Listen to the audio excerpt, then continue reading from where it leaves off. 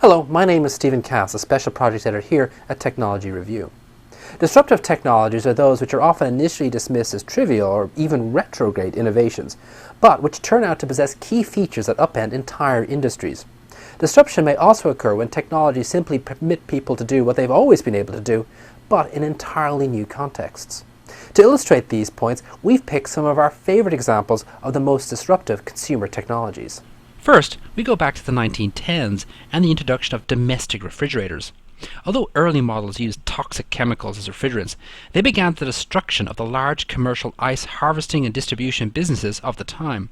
According to historian Barbara Krasner-Kite, by 1907, 14 to 15 million tons of natural ice was being handled by the industry in the US. But increasing contamination from pollution and sewage meant the clean ice generated by electric refrigerators was a winning advantage.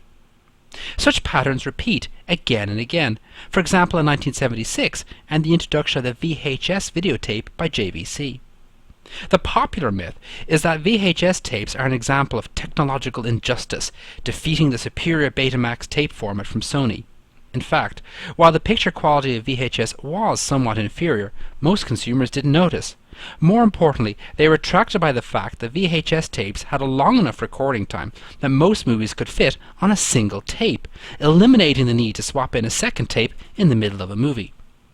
The consequent widespread adoption of videotape technology ultimately transformed the business models of movie studios. Next, we move to 1983 and the introduction of the Motorola Dynatac 8000X, the first commercial personal cell phone. As well as allowing consumers to easily receive calls away from their homes and offices for the first time, the Dynatac paved the way for today's smartphones.